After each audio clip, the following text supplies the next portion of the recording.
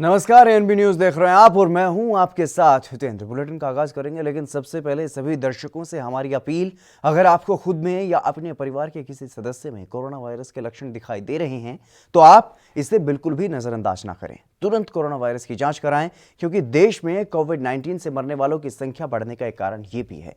इसलिए अगर किसी में कोरोना के लक्षण दिखाई दे रहे हैं तो जल्द ही जांच कराएं। एएनबी न्यूज आपसे यह बार बार अपील कर रहा है कि वायरस को जड़ से खत्म करने में आप भी अपना सहयोग दें।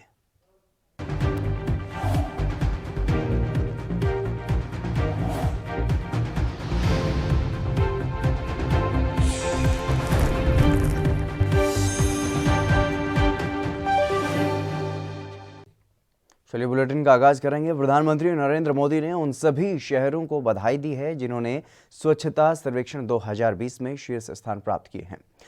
उन्होंने कहा है कि इससे भविष्य में दूसरे शहर भी स्वच्छता के लिए प्रोत्साहित होंगे और ये सकारात्मक प्रतियोगी भावना भविष्य में स्वच्छ भारत मिशन को और भी ज्यादा मजबूत करेगी, जिससे करोड़ों लोगों को फायदा होगा। बता दें कि साल 2014 में देश के प्रधानमंत्री बनने के बाद से ही नरेंद्र मोदी ने स्वच्छता को लेकर के अभियान चलाया और इसी के तहत हर साल विभिन्न क्षेत्रों में साफ सफाई के स्तर को लेकर के ये राष्ट्रीय सर्वेक्षण जारी किया जाता है। और मध्य प्रदेश का इंदौर शहर स्वच्छता के मामले में लगातार बाजी मारता रहा है। इस बार भी इंदौर देश का सबसे साफ शहर घोषित किया गया है।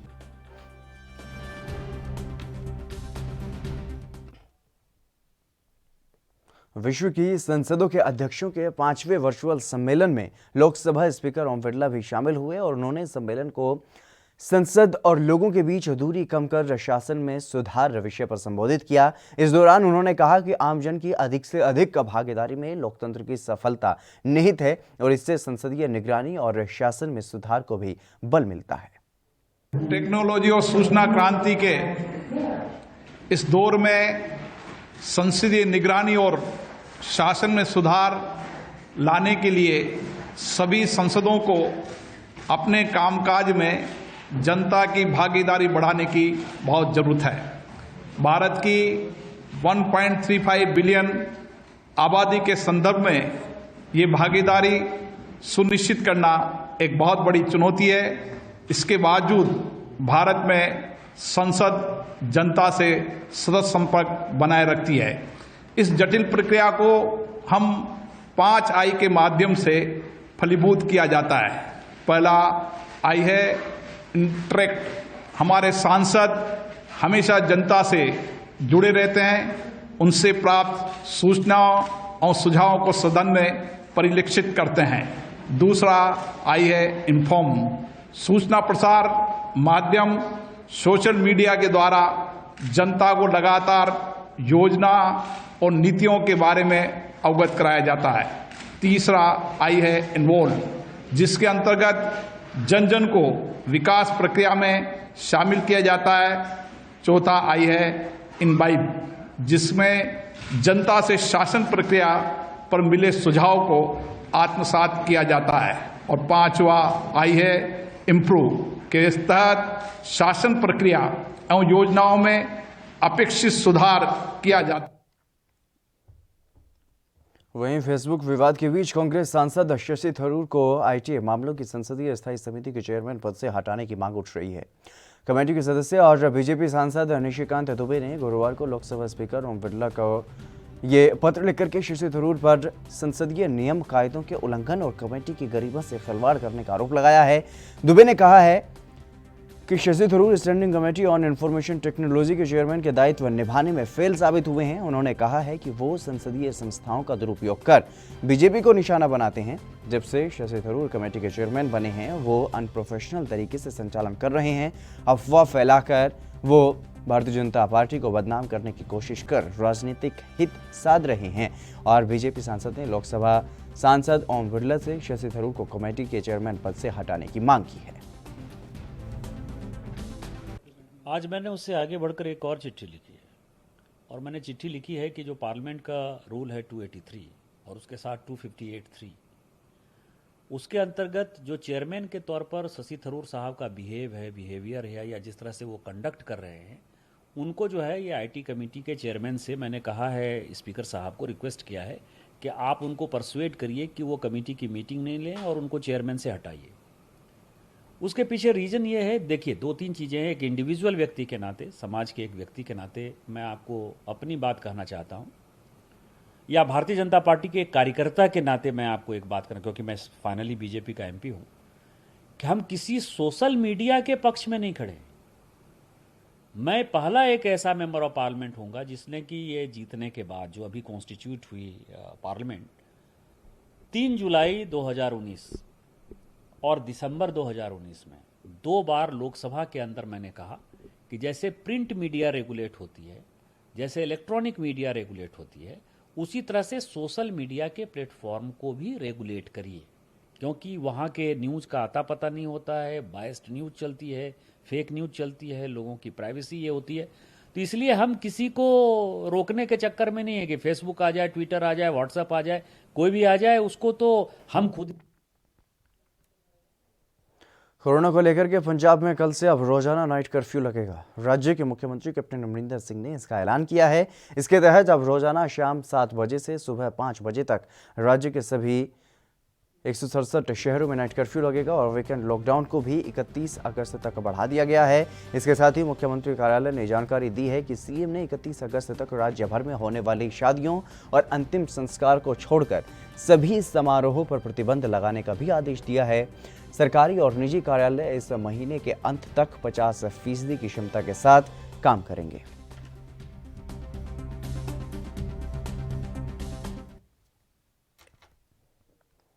बिहार में विधानसभा चुनाव से पहले दोस्ती टूटने और नए रिश्ते बनने का सिलसिला जारी है। अब जीतन राम मांझी की पार्टी हम महागठबंधन से अलग हो गई है और मांझी की पार्टी की कोर कमेटी ने यह फैसला लिया है कि वो अब महागठबंधन का हिस्सा नहीं रहेंगे। माना जा रहा है कि जीतन राम मांझी जेडीयू के साथ जा सकते हैं और बताया यह भी जा रहा है कि जीतन राम मांझी की घर वापसी को लेकर के जेडीयू की तरफ से पिछले कई महीनों से कवायद हो रही है। जेडीयू चाहती है कि मांझी की पार्टी हम का पूरी तरह से जेडीयू में विलय हो जाए, लेकिन ऐसा नहीं होने की सूरत में मांझी की पार्टी के साथ साथ कुछ सीटों पर समझौतों का फॉर्मूला तय किया जा रहा है।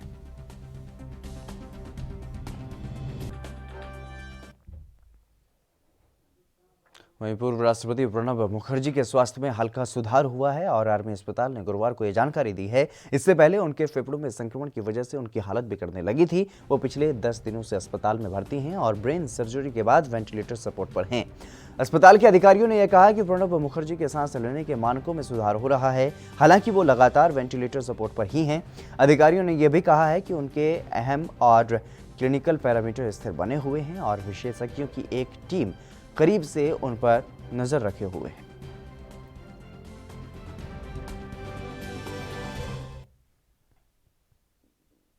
कोर्ट के अवमानना मामले में प्रशांत भूषण की सजा तय करने से पहले सुप्रीम कोर्ट ने उन्हें कोर्ट में दिए बयान पर दोबारा से विचार करने का मौका दिया है।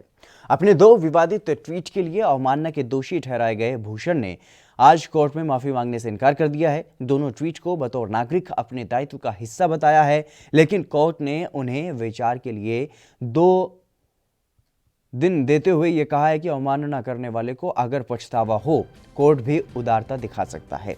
मौका दिए जाने की बात पर अटॉर्नी जनरल ने यह कहा है कि ऐसा करना सही होगा, लेकिन प्रशांत भूषण ने अपने बयान पर दोबारा विचार करने से मना कर दिया है। वहीं भूषण ने कहा कि कोर्ट मुझे समय देना चाहता है, लेकिन मेरा अपने बयान पर फिर से विचार करने का कोई इरादा नहीं है। इस पर जस्टिस मिश्रा ने यह भी कहा है कि हम फिर भी 2 से 3 दिन का समय देंगे, ताकि कल को ये कोई की शिकायत न करे कि समय नहीं दिया गया।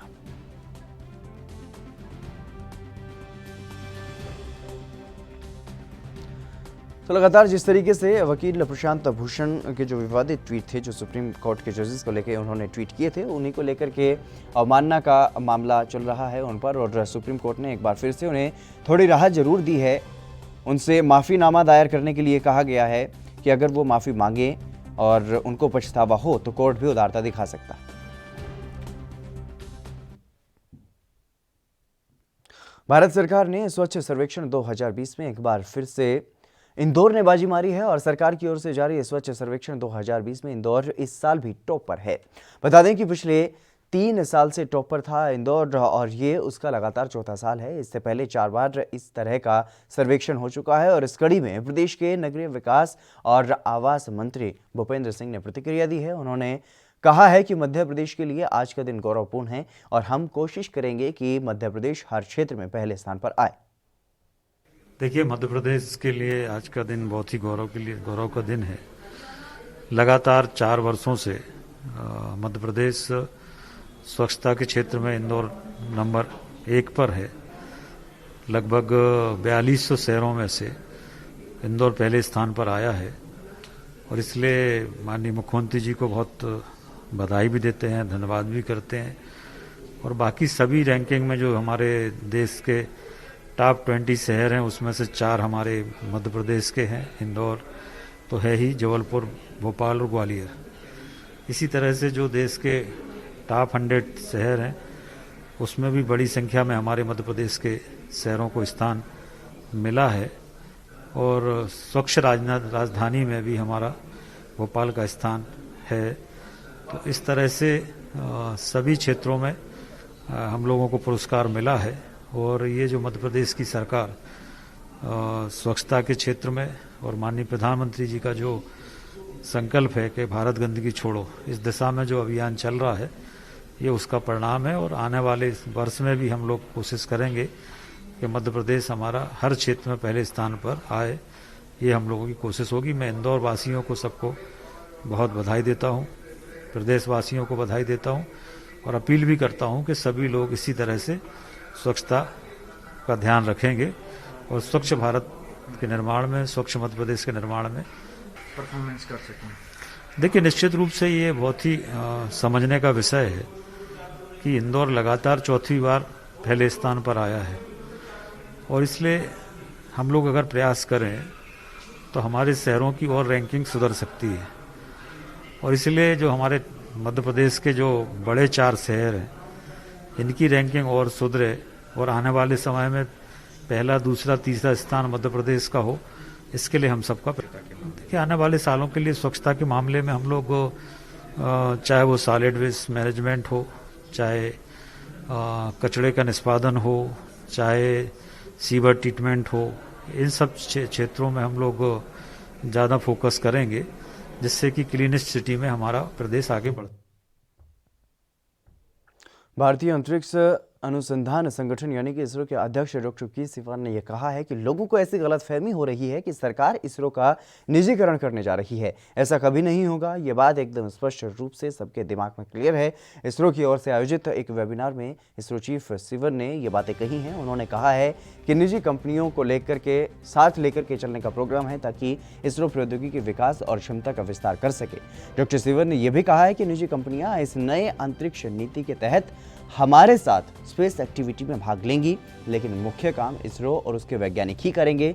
स्पेस सेक्टर में रिफॉर्म्स को लेकर के जो नीति लाई गई है वो इसरो और देश के लिए गेम चेंजर साबित होगा और इससे भारत स्पेस सेक्टर में अपना नया नाम बनाएगा।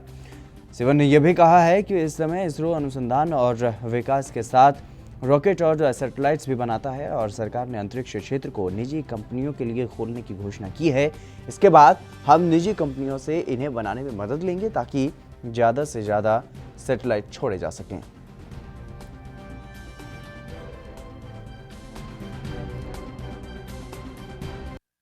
When space reforms were announced by the government, there were many misconceptions like it would lead to privatization of ISRO. It is no. Again, I am repeating, it is not the privatization of ISRO. In fact, the whole mechanism, the whole aim of the system is enabling the private people to carry out the space activity which otherwise being done by ISRO. Ambala cantt में 1857 की क्रांति में शहीद हुए लोगों की याद में शहीद स्मारक बनाया जा रहा है, जिसके निर्माण कार्य का जायजा लेने के लिए हरियाणा के गृह और स्वास्थ्य मंत्री अनिल विज पहुंचे। विज ने इस दौरान अधिकारियों को प्रोजेक्ट के बदलाव की राय दी और साथ ही विज ने यह भी कहा कि ये प्रोजेक्ट दिसंबर 2021 तक बनकर तैयार हो जाएगा और इसी के साथ कुछ और मुद्दों पर भी उन्होंने अपनी राय रखी है। आपको सुनवाते हैं। कब तक पूरा होगा सर? कितने की लागत से बनने वाला प्रोजेक्ट है? बहुत वैभव प्रोजेक्ट ये बन रहा है। आसपास कहीं भी हरियाणा में इतना बड़ा प्रोजेक्ट नहीं। आज़ादी की पहली लड़ाई जो अंबाला छावनी से शुरू हुई थी, उसकी याद में ये बनाया जा रहा है और इसमें 2000 की कैपेसिटी का ओपन एयर थिएटर बना रहे हैं, जिसमें लाइट एंड साउंड प्रोग्राम के माध्यम से आज़ादी की लड़ाई अम्बाला से शुरू हुई और राहुल गांधी की नकारात्मक सोच, इनको यही कुछ नजर आता है। 20 लाख करोड़ रुपए का इनपुट दिया है, वो इनको नजर नहीं आता। इन्होंने कहा था जीडीपी का कम से कम 6 या 7% ये जो लॉकडाउन के कारण, कोरोना के कारण व्यापार पे असर पड़ा, सरकार को मदद करनी चाहिए। सरकार ने 10% जीडीपी का मदद की। कांग्रेस गठबंधन से बनी हुई सरकार है, उन्होंने इसका निष्कर्ष सामने आने के लिए, रोकने के लिए पूरी कोशिश की है। अब एक मामला सामने आ गया, उसकी सच्चाई तो आनी चाहिए। तो सुप्रीम कोर्ट ने सीबीआई से जांच कराने की जो आदेश दिए हैं, मैं उसका स्वागत करता हूं और उम्मीद करता हूं कि इसकी पूरी सच्चाई सामने आएगी। विश्व स्वच्छता सर्वेक्षण के नतीजे आज आए हैं। अम्बाला जो 120 कांग्रेस महासचिव प्रियंका गांधी के पति रॉबर्ट वाड्रा ने अपने ससुर और पूर्व प्रधानमंत्री राजीव गांधी की जयंती के मौके पर उन्हें श्रद्धांजलि दी है।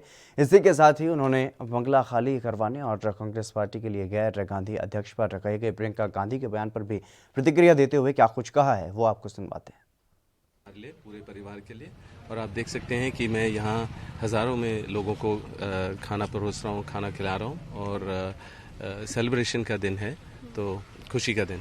देखिए, मैं राजनीतिक बातों से दूर रहता हूँ और मैं यही कहूँगा कि देखिए, ये सारी अफवाह वगैरह चलेंगी। बहुत सिंपल चीज़ है कि पार्टी अपने यहाँ एकजुट होकर डिसाइड करेंगे कि कौन प्रेसिडेंट होना चाहिए। और हाँ, ज़रूर परिवार अपना पूरा एकजुट होकर काम करेंगे, चाहे वो प्रेसिडेंट हो या ना हो, उनके लिए तो उतनी मेहनत करेंगे और वो पूरे देशवासियों के लिए और देश के लिए जो उनका राजी जी का विज़न है, सोनिया जी का विज़न है, वो लेकर आगे बढ़ेंगे। और कांग्रेस प्रेसिडेंट जो भी हैं वो देश के लिए, देशवासियों के लिए पूरी। देखिए, जो बंगला दिया गया था वो सिक्योरिटी पर्पस से दिया गया था और अभी भी जो थ्रेट परसेप्शन होता है, तो थ्रेट परसेप्शन असेसमेंट करके ही दिया जाता है।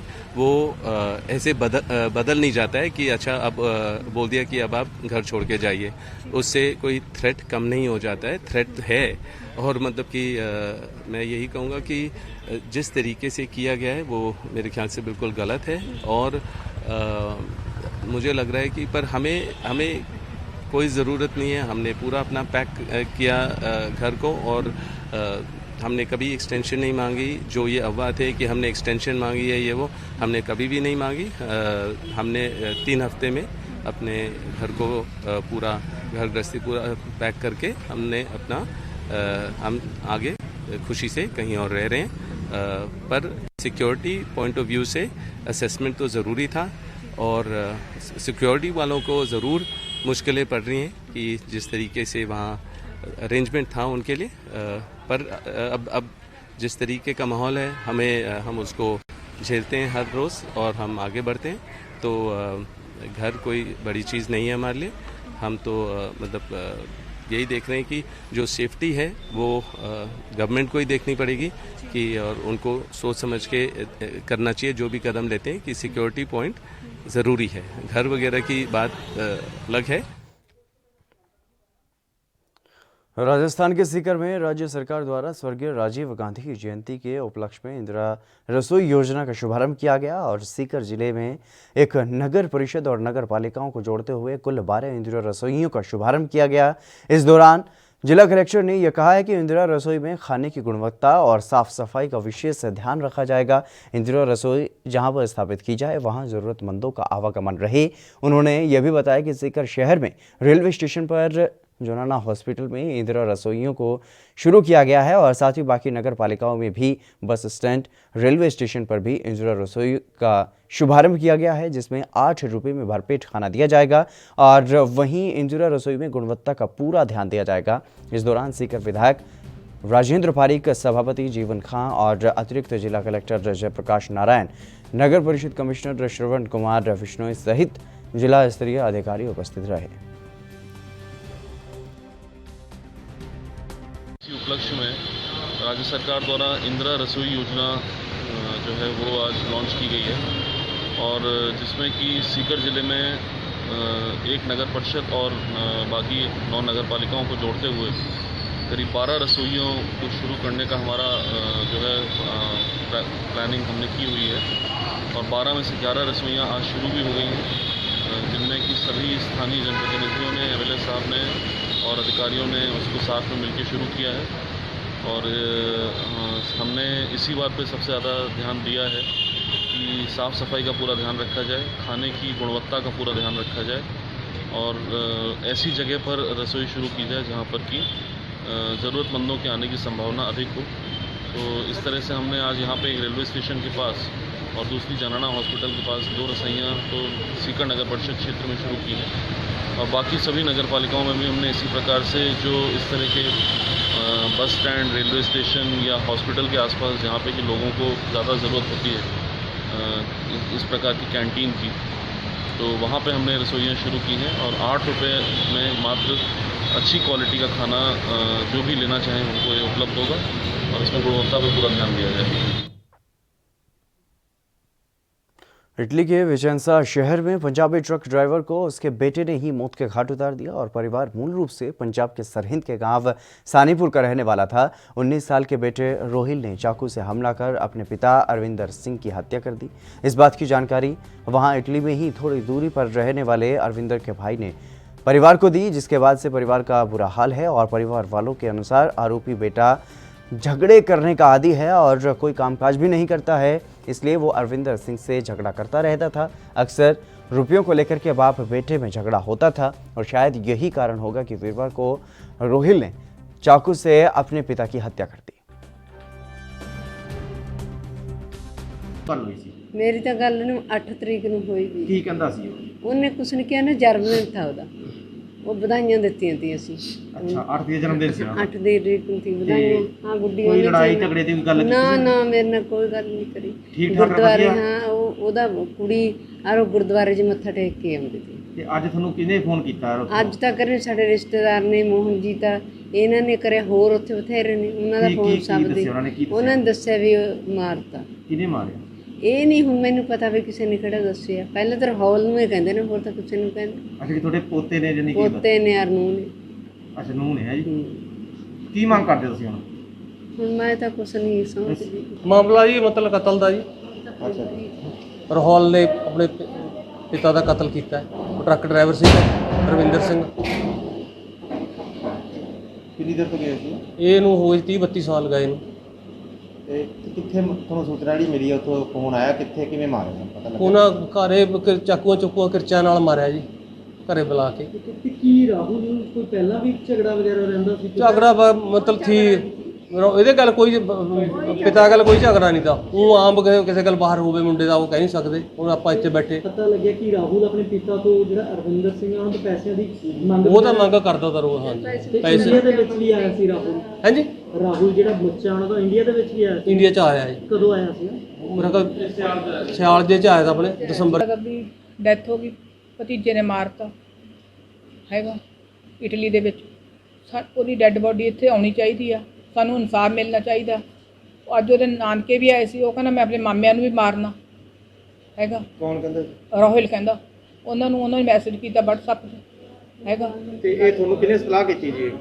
ਇਹ ਸਾਨੂੰ ਉਹਦੇ ਅੱਜ ਨਾਨਕੇ ਦੱਸ ਕੇ ਗਏ ਨੇ, ਕਹਿੰਦੇ ਸਾਡੇ ਕੋਲ ਮੈਸੇਜ ਪਏ ਉਹ ਸਾਨੂੰ ਦਿਖਾ ਕੇ ਗਏ ਨੇ। ਅੱਛਾ ਜੀ। ਹਾਂਜੀ ਹਾਂਜੀ। ਤੇ ਇਹ ਕਿੰਨੇ ਵਜੇ ਦੀ ਘਟਨਾ, ਕਦੋਂ ਮਾਰਿਆ ਜੀ ਉਹਨਾਂ ਨੇ? ਇਹ ਰਾਤ 10 वहीं पश्चिम बंगाल में कोरोना के मामले लगातार बढ़ते जा रहे हैं और बढ़ते मामलों को देखते हुए सरकार लॉकडाउन भी लगा रही है, लेकिन फिर भी कोरोना के मामले कम नहीं हो रहे हैं। बढ़ते मामलों को देखते हुए सरकार ने एक बार फिर से लॉकडाउन लगाने का फैसला किया है। जगह जगह पुलिस प्रशासन मुस्तैद है ताकि कोई भी व्यक्ति बेवजह बाहर ना निकले।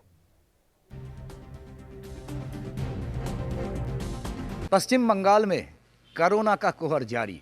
हर रोज करीब 2000 का ऊपर संक्रमित मरीज पाया जाता है। साथ साथ मौत का आंकड़े भी धीरे धीरे बढ़ रहे हैं। लेकिन खुद पश्चिम बंगाल का मुख्यमंत्री तथा स्वास्थ्य दफ्तर ने यही फैसला की कि पूरा बंगाल में हर हफ्ता 2 दिन करके बंगाल को लॉकडाउन रखेंगे। लेकिन आखिर इसका संक्रमित का संख्या कम है या नहीं, वो थोड़ा बाद में देखना पड़ेगा। पश्चिम बंगाल से शांतनु बनर्जी, ANB। चलिए फिलहाल रुकेंगे एक छोटे से ब्रेक के लिए, जल्द हाजिर होंगे।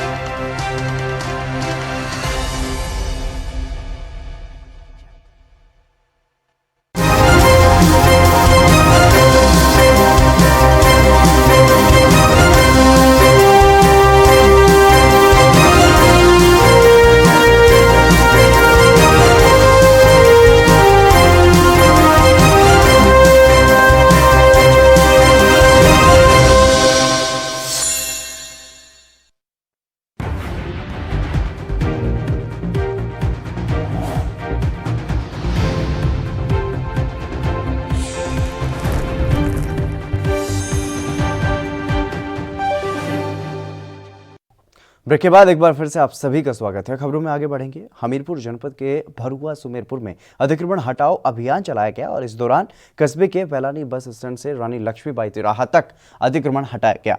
इस दौरान सड़कों पर लगे दुकानदारों ने बोर्ड और अन्य सामान या तो उठा लिए गए या फिर तोड़कर हटा दिए गए और इस मौके पर दुकानदारों में खौफ भी देखा गया।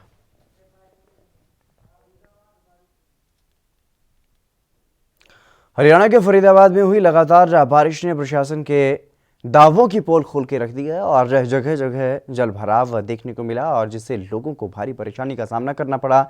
स्क्रीन पर दिख रहा ये नज़ारा बल्लभगढ़ बस स्टैंड का है, जहां पर घुटनों तक पानी भर चुका है और बीती रात से वहां पर बरसात हो रही थी। ऐसे में बल्लभगढ़ बस स्टैंड पूरी तरह से पानी हो चुका है और आप देख सकते हैं कि किस तरीके से वाहन पानी में डूबे हुए यहाँ पर नजर आ रहे हैं। और बल्लभगढ़ बस स्टैंड पर जब यात्रियों से बातचीत की गई है तो उनका कहना था कि प्रशासन की लापरवाही के कारण बल्लभगढ़ बस स्टैंड पर जल भराव की स्थिति हर बार बनती है।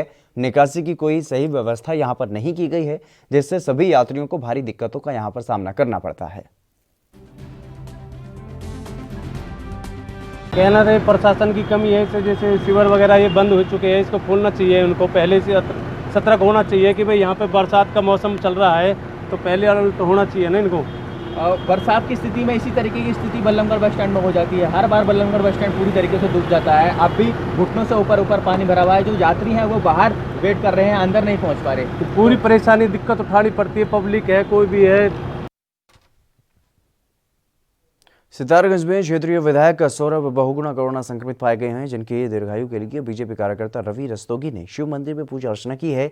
इस दौरान उन्होंने शिवलिंग पर जलाभिषेक भी किया और उनके लिए जल्द से जल्द स्वस्थ होने की कामना की गई। इस दौरान रवि रस्तोगी ने कहा है कि सभी धर्मों के क्षेत्रीय लोग भी विधायक के शीघ्र ही स्वस्थ होने की कामना कर रहे हैं और विधायक के जल्द ही स्वस्थ होने से क्षेत्र में लंबित विकास कार्यों को गति मिलेगी। बता दें कि 4 अगस्त को विधायक सौरभ बहुगुणा कोरोना पॉजिटिव पाए गए थे और दिल्ली के अस्पताल में वो भर्ती हैं। चलिए बढ़ेंगे अगली खबर की तरफ। फरीदाबाद के वल्लभगढ़ की सुभाष कॉलोनी का एक वीडियो वायरल हो रहा है। वीडियो में आप साफ तौर पर देख सकते हैं कि किस तरीके से एक महिला अपने घर से ही अवैध शराब धड़ल्ले से बेच रही है। यह अकेली महिला नहीं है जो इस कॉलोनी में धड़ल्ले से अवैध शराब बेच रही है। इसी तरह का नजारा कई और कॉलोनियों में भी देखने को मिलेगा, जहां पर धड़ल्ले से अवैध शराब की बिक्री की जाती है और पुलिस इसे रोकने में नाकाम साबित हो रही है। जब इस मामले में स्थानीय पुलिस से सवाल किया गया तो पुलिस की तरफ से बयान आया कि अवैध शराब को रोकने के लिए लगातार प्रयास किया जा रहा है। अवैध तरीके से शराब पूरे जिले में कहीं भी बेची जाएगी तो उस पर पुलिस को कार्रवाई करने के बहुत सख्त निर्देश हैं सीपी साहब की तरफ से और कंसर्न एसएचओ को इस बारे नोट भी करा दिया गया है। अवैध कोई भी काम हो, जुआ, सट्टा, शराब या ड्रग्स का, उसके बारे में पुलिस बहुत सख्त है और रोज मुकदमे भी दर्ज कर रहे हैं और इस पे भी निश्चित तौर पर टिहरी के जिलाधिकारी मंगेश ने जिला कार्यालय प्रांगण में कलेक्ट्रेट के कर्मचारियों को सद्भावना दिवस पर शपथ दिलाई है और वहीं जिला मुख्यालय के अन्य कार्यालयों समेत जनपद के क्षेत्रीय कार्यालयों में भी सद्भावना दिवस मनाया गया। इस दौरान अधिकारी और कर्मचारियों को सद्भावना और भाईचारे, एक दूसरे के प्रति अच्छा व्यवहार रखने और भेदभाव न करने की शपथ दिलाई गई। गौरतलब हो कि देश के पूर्व प्रधानमंत्री राजीव गांधी के जन्म दिवस को सद्भावना दिवस के रूप में हर साल 20 अगस्त को मनाया जाता है और सद्भावना का तात्पर्य एक दूसरे के प्रति अच्छी भावना रखना है।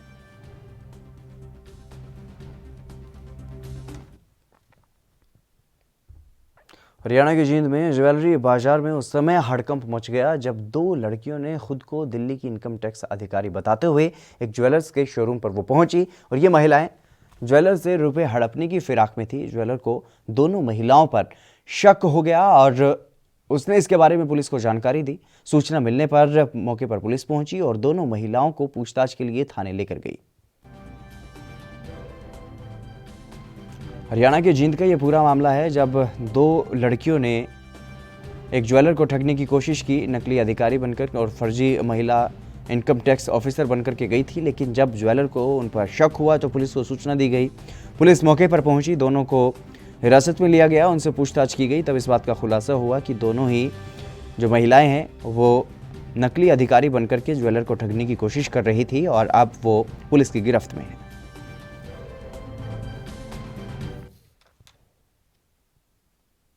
नैनीताल के भीमताल के बहरीजाला गांव में एक असहाय किसान परिवार ने सरकार से अपने बेटे का शव दिलाने की गुहार लगाई है।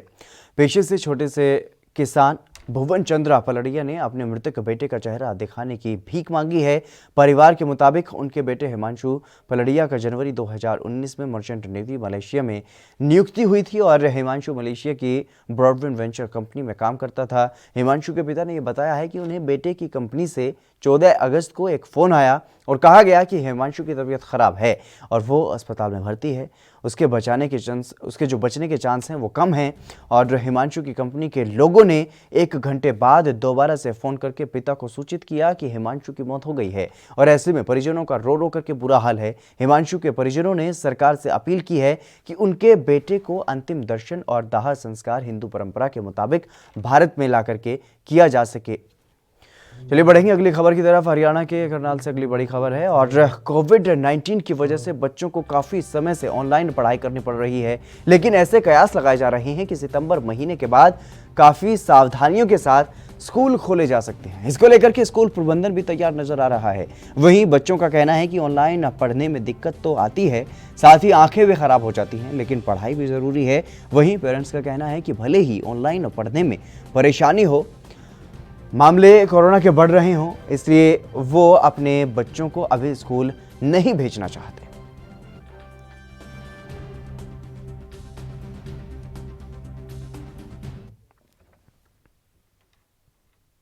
मध्य प्रदेश के सिंगरौली में कुएं में गिरने से एक महिला की मौत हो गई। जानकारी के अनुसार मामला थाना सरई क्षेत्र का है, जहां पर निगरी चौक क्षेत्र में यह दुर्घटना हुई है। महिला की उम्र 22 साल बताई जा रही है। 2 साल पहले ही उसकी शादी हुई थी। मामले में लोगों ने बताया है कि कुएं का पाट टूटने से कुएं में महिला गिर गई थी और बाहर निकालते वक्त उसकी मौत हो गई, लेकिन मायका पक्ष ये नहीं मानता है। मायका पक्ष का कहना है कि जब तक ऊपरी अधिकारी ने उसके ससुराल वालों पर आरोप लगाए हैं और ऊपरी अधिकारियों के आने तक उन्होंने वहां पर शव को नहीं उठाने दिया। सूचना पर पुलिस मौके पर पहुंची और मामले में जांच के बाद कार्रवाई की बात भी कही गई। मिला सर, आज ये निगरी चौकी से सूचना प्राप्त हुई कि एक ज्ञानवती पति संपत लाल उम्र 22 वर्ष, जिसकी शादी अभी हाल ही में 2 वर्ष पहले हुई थी, इसकी 11 माह की बच्ची भी है, तो कुएं में पानी भरते वक्त गिर गई है। तो इस संदर्भ में प्राथमिक जांच की जा रही है। जिन तथ्यों की बात हुई उसको समावेशित किया जाएगा और पोस्टमार्टम निवास CHC में कराया जा रहा है। जैसे आगे तथ्य आएंगे वैसे आगे कार्रवाई की। मायका पक्ष आरोप लगा रहा था कि मार के डाला गया है, क्या इसमें कुछ? इस संबंध में जांच की जा रही है। PM रिपोर्ट प्राप्त हो जाए, अन्य स्वतंत्र साक्ष्यों के कथन ले लिए जाएं, उसके बाद ही आगे कुछ विवेचना में प्रदर्शित है। राजस्थान सरकार के सहकारिता मंत्री उदयलाल आंजना चित्तौड़गढ़ के दौरे पर पहुंचे। इस दौरान मुख्यमंत्री जयपुर से इंदिरा रसोई योजना के वीडियो कॉन्फ्रेंसिंग के जरिए उन्होंने शुभारंभ किया और मंत्री आंजना ने प्रताप पार्क स्थित शहीद स्मारक के पास नगर परिषद के सहयोग से स्थापित 150 फीट ऊंचे राष्ट्रीय ध्वज तिरंगा के लोकार्पण समारोह में भी हिस्सा लिया। मंत्री उदयलाल आंजना ने गांधीनगर में राजकीय कन्या महाविद्यालय के सामने जीवनधारा जल तृप्ति योजना का भी शुभारंभ किया और वहीं सहकारिता मंत्री उदयलाल आंजना जिला कलेक्टर के शर्मा, पूर्व विधायक सुरेंद्र सिंह जाड़ावत, नगर परिषद आयुक्त दुर्गा कुमारी ने रोडवेज बस स्टैंड पर नवस्थापित इंदिरा रसोई योजना कैंटीन में खाने का आनंद भी लिया। तो लगा कि सही मामले में तो सरकार द्वारा उठाया गया सही कदम है। जिनको आवश्यकता है भोजन की, वैसे आदमी आकर के आज पहले दिन खाना खा रहे हैं, तो ये बहुत लंबा फायदा होने वाला है ताकि लोगों को भोजन के लिए भटकना नहीं पड़े। और जो माननीय मुख्यमंत्री महोदय का नारा है कि कोई भूखा सोएगा नहीं, तो वो भी नारा सार्थक हो सकेगा। और हमारी मान्यता इंदिरा जी के नाम पर है, निसंदेह इसकी कीर्ति और बढ़ेगी। और माननीय मुख्यमंत्री महोदय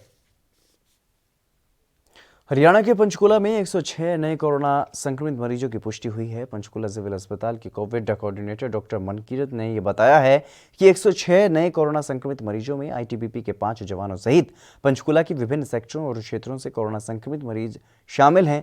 साथ ही कुछ कोरोना संक्रमित मरीज अन्य जिलों और राज्यों के भी शामिल हैं।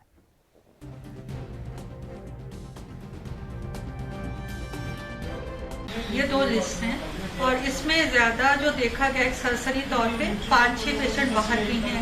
एक सोनीपत का है, 2-3 मोहाली के हैं, तो एक चंडीगढ़ का है, तो 5-6 पेशेंट बाहर के हैं। और थोड़ा सा अगर आप पूछें कौन सा है, वैसे तो स्कैटर्ड है बट सेक्टर 20 और के ज़्यादा दिख रहे हैं। चलिए फिलहाल रुकेंगे एक छोटे से ब्रेक के लिए, जल्द हाजिर होंगे।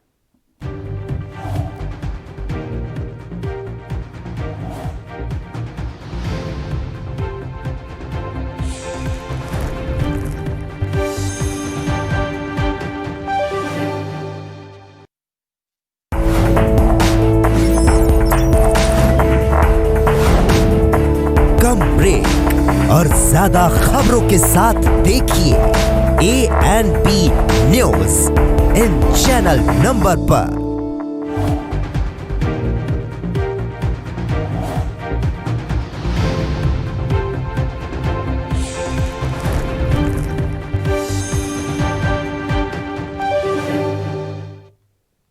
ब्रेक के बाद एक बार फिर से आप सभी का स्वागत है। खबरों में आगे बढ़ेंगे। मध्य प्रदेश के छतरपुर में दिन दिहाड़े एक 6 साल के मासूम का अपहरण हो गया था। इस मामले में IG अनिल शर्मा ने बड़ा खुलासा किया है। कल सिविल लाइन थाना के चौबे कॉलोनी से भास्कर तिवारी के 6 साल के बेटे अभिनय तिवारी का अपहरण हुआ था और ड्राइवर नीरज राय और जगन सेन सहित 5 लोगों को गिरफ्तार इस मामले में किया गया है। पुलिस अधिकारी ने बताया कि 1 करोड़ की फिरौती मांगी गई थी।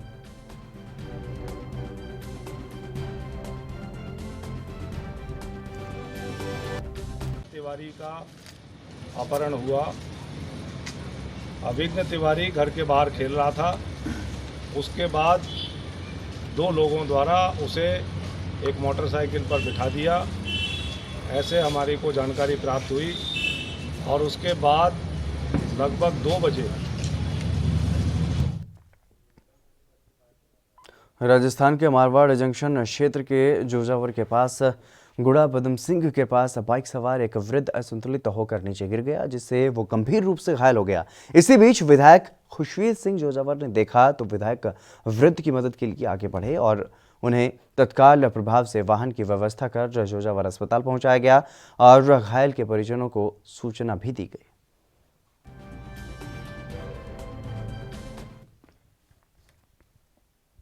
वहीं चमोली जनपद में लगातार बारिश से बद्रीनाथ राष्ट्रीय राजमार्ग जगह जगह से बाधित हो गया है और बद्रीनाथ राष्ट्रीय राजमार्ग टंगड़ी पागल नाला के पास हर दिन सड़क बंद होने से लोगों को परेशानियों का सामना करना पड़ रहा है। तस्वीरों में देख सकते हैं कि किस तरीके से नाले का जलस्तर बढ़ा हुआ है और सड़क से गुजरने वाले वाहन दलदल में फंस रहे हैं। वहीं आज सुबह जोशीमठ से ऋषिकेश हरिद्वार को जाने वाली हिमगिरी बस दलदल में फंस गई, जिसमें बैठे यात्रियों की जान जोखिम में आ गई और बस ड्राइवर की सूझबूझ से बस को कीचड़ के ऊपर ही खड़ा कर दिया गया और बाद में पास के स्थानीय लोगों और पुलिस की मदद से एक छोर से दूसरे छोर पर उसे निकाला गया। जिस तरीके से लगातार बारिश हो रही है तो उसी की वजह से जो पहाड़ी इलाके हैं वहाँ पर लगातार भूस्खलन देखने को मिल रहा है और कई जगहों पर जहाँ नदी नाले जो बहते हैं उनमें उफान है तो वहाँ पर भी दलदल की स्थिति बन रही है सड़कों में। और इसी का उदाहरण ये देखने को मिला चमोली में, जहाँ एक बस दलदल में फंस गई। हालांकि यहाँ पर ड्राइवर ने काफ़ी सूझबूझ दिखाई, जो उसमें यात्री बैठे थे उनकी जान जोखिम में आ गई थी, लेकिन उनको बचाने में कहीं ना कहीं कामयाबी यहाँ पर मिली है और सभी यात्री सुरक्षित हैं। बस को बाद में स्थानीय लोगों और पुलिस की मदद से एक छोर से दूसरे छोर पर पहुंचाया गया। बद्रीनाथ राष्ट्रीय राजमार्ग, ये बाधित यात्रियों में भरी हुई बस वहां पर फंस गई थी क्योंकि दलदल जैसी स्थिति वहां पर बनी हुई है और उसी वजह से बस को ड्राइवर ने रोक दिया और बाद में स्थानीय लोगों और स्थानीय पुलिस की मदद से बस को एक छोर से दूसरे छोर पर पहुंचाया गया।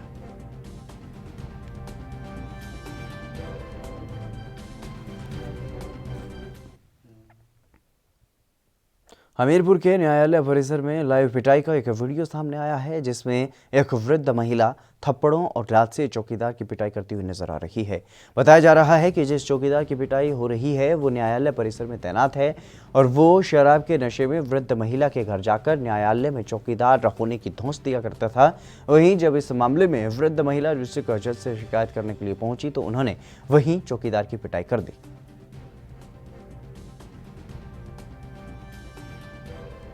तस्वीरों में आप साफ तौर पर देख सकते हैं किस तरीके से एक बुजुर्ग महिला एक आदमी की पिटाई कर रही है और ये आदमी कोर्ट में चौकीदार है और अपनी धौंस दिखाया करता था शराब के नशे में इस बुजुर्ग महिला के पास जाकर।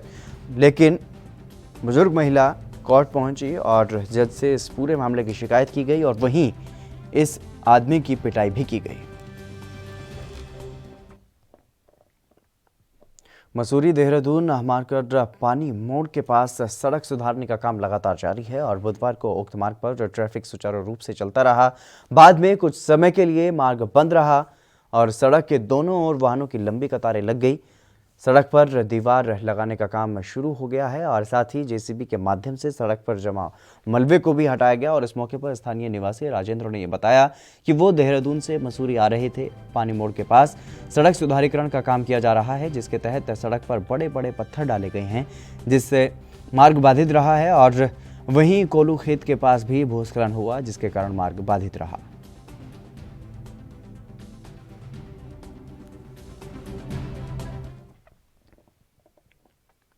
मसूरी में सर्वे भवन्तु सुखिनः संस्था की ओर से सरस्वती शिशु विद्या मंदिर इंटर कॉलेज और सभागार में सम्मान समारोह आयोजित किया गया, जिसमें मुख्य अतिथि के रूप में क्षेत्रीय विधायक गणेश जोशी वो विशिष्ट अतिथि के रूप में एसडीएम मसूरी मनीष कुमार ने शिरकत की। और इस मौके पर संस्था द्वारा 40 कोरोना वायरस से जो जीत चुके हैं ऐसे कोरोना वायरस के योद्धा को सम्मानित किया गया, जिसमें स्वास्थ्य विभाग, पुलिस विभाग के साथ ही शहर की अन्य सामाजिक संस्थाओं से जुड़े लोगों को भी सम्मानित किया गया। और इस मौके पर क्षेत्रीय विधायक गणेश जोशी ने कहा कि सर्वे भवन्तु संस्था शहर में बहुत ही सराहनीय काम कर रहा है और आज कोरोना वॉरियर्स को सम्मानित करने का जो काम इन्होंने किया है वो बहुत सराहनीय है। और इस मौके पर संस्था के अध्यक्ष अमित भट्ट ने यह कहा है कि उनकी संस्था द्वारा कोरोना संक्रमण के तहत काम करने वाले कोरोना वॉरियर्स को यहाँ पर सम्मानित किया गया और संस्था इसके अलावा अन्य सामाजिक कार्य भी करती है।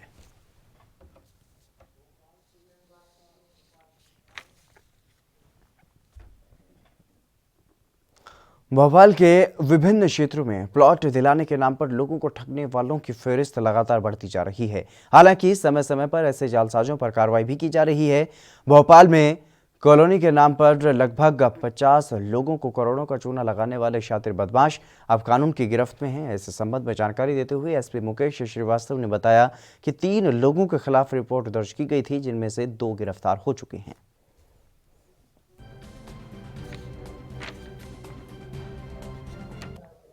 थाना चोला के अंतर्गत एक बहुत बड़ा भूमाफिया के 2 बड़े भूमाफिया पकड़े गए हैं, जिन्होंने कई इसमें हितग्राहियों से करोड़ों रुपए का इन्हें इसमें गबन किया है। उसमें एक्चुअली बात है 2015 में ये 2 व्यक्ति थे। एक तो वीर सिंह ठाकुर हेमराज चौक से, इन लोगों ने कुछ किसानों से सौदा किया था ज़मीन का, और वो सौदा भी इनका पूरी तरह से नहीं हो पाया था। और इन्होंने एडवर्टाइजमेंट श्री राधे धाम कॉलोनी के नाम से एक एडवर्टाइजमेंट किया था, और उसमें काफ़ी लोगों ने इनके पास पैसा निवेश किया था। अभी 50-60 लोगों की शिकायतें आई हैं, जिससे करीब इनने जो अभी प्रथम दृष्टया समझ में आ रहा है कि 60-70 लाख रुपए ले लिया था, और इनको प्लॉट की रजिस्ट्री नहीं की थी। ये बेचारे 2015 से दर की ठोकर खा रहे थे, लेकिन बाद में सब इनकी काफ़ी शिकायतें इन्होंने यहाँ पर थानों में भी की, बड़े स्तर पर।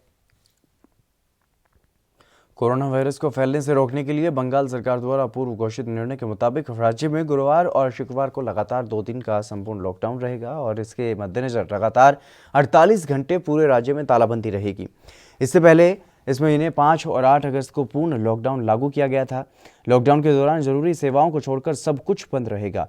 इनमें सभी सरकारी और निजी कार्यालय से लेकर के दुकान, बाजार, परिवहन सेवा, बैंक आदि बंद रहेंगे, और राज्य में इस दिन ट्रेन और विमान सेवाएं भी पूरी तरह से प्रतिबंधित रहेंगी।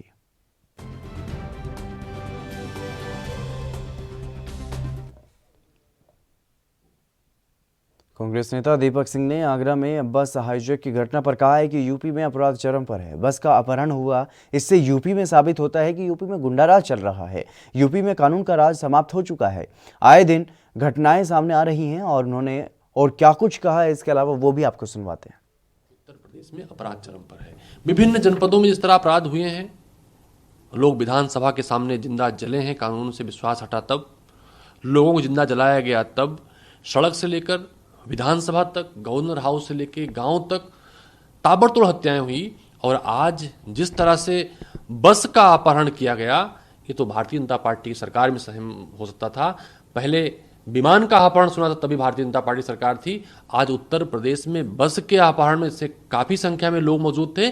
उत्तर प्रदेश में ये बात साबित हो गई कि उत्तर प्रदेश में अब कानून का राज नहीं, अपराधियों का राज है।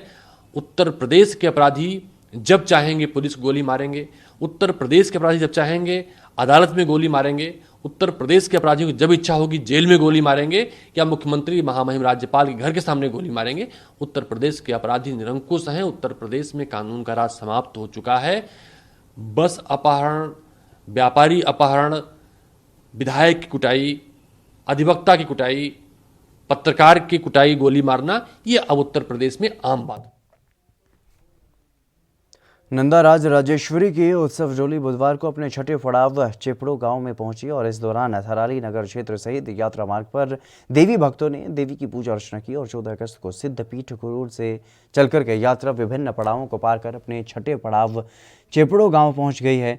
और बरसात के मौसम में कई दुर्गम रास्तों, उफनते गधेरों को पार करते हुए मां नंदा की ऐतिहासिक लोकजात यात्रा अपने पड़ावों को पार करते हुए आगे बढ़ रही है, और गुरुवार को यात्रा अपने 7वें पड़ाव धरा गांव पहुंची। लेकिन इस यात्रा में भक्तों ने न तो सोशल डिस्टेंसिंग का ध्यान रखा और न ही मास्क पहना।